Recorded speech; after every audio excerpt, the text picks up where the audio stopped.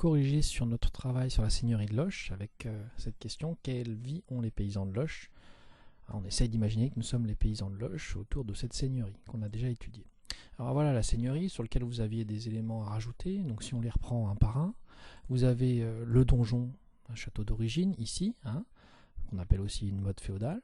Ensuite vous avez l'église dont on avait déjà beaucoup parlé, qui se trouve dans la cité seigneuriale. Le village qui se trouve ici mais qui déborde aussi à l'extérieur, on ne le voit pas. Et la réserve, c'est-à-dire la terre qui appartient au seigneur, mais que les paysans vont quand même cultiver, qui se trouve ici. Alors sur le plan de la seigneurie, ça nous donne la réserve seigneuriale que vous voyez en rouge ici, autour du donjon et de l'église seigneuriale. Ensuite, vous avez le village des paysans qui se trouve un petit peu ici, et les terres des paysans qui sont en vert. Vous voyez, donc, si on prend l'ensemble, ça nous donne les paysans qui travaillent sur leurs terres à eux, les tenures, ce qu'on appelle les tenures, c'est cette zone verte que vous ne voyez pas forcément sur le schéma, mais qui est là. Donc les paysans travaillent sur les tenures et ils utilisent le four et le moulin du seigneur pour cultiver leur blé et fabriquer la farine et le pain. Alors ici on voit les tenures, ici aussi. Ensuite vous avez la réserve du seigneur qui se trouve ici, qui est donc une terre qui appartient spécifiquement au seigneur, mais que les paysans vont quand même aller cultiver. On la retrouve ici en rouge.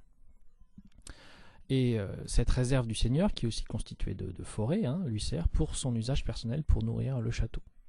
Et le four et le moulin, donc vous avez un four ici, un moulin pardon ici qu'on retrouve à cet endroit-là.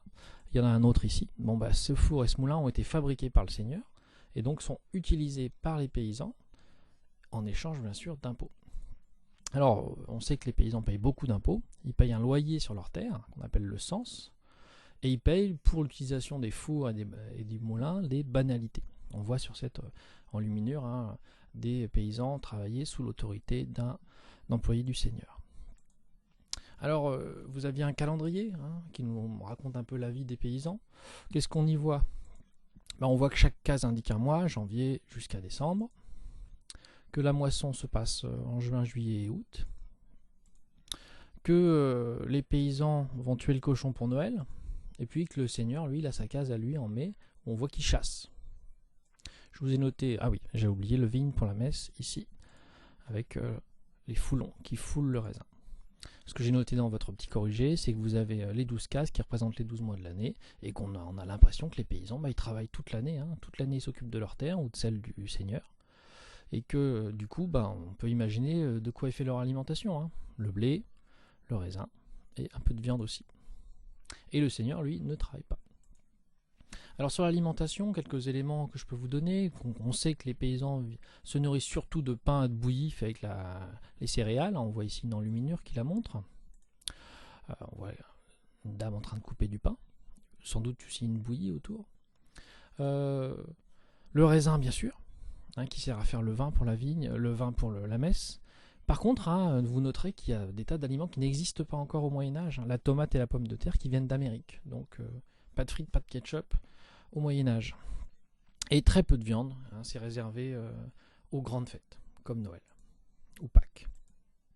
Alors, pour les seigneurs, là c'est autre chose. Les seigneurs qui chassent dans leur forêt mangent beaucoup de viande. C'est même l'aliment principal, c'est un signe de richesse. On le voit sur cette enluminure ici, la viande qui est servie aux seigneurs. Ils utilisent bien sûr aussi de la farine, du blé, des légumes qui sont cultivés par les paysans dans les réserves.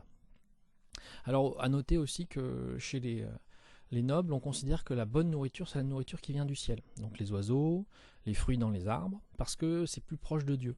Par contre, tout ce qui est dans la terre, plus proche donc de l'enfer, les tubercules type carottes, ça c'est pas tellement apprécié. Donc vous avez un rapport un peu particulier à la nourriture. Voilà pour ce petit travail sur la seigneurie de Loches. Bonne journée.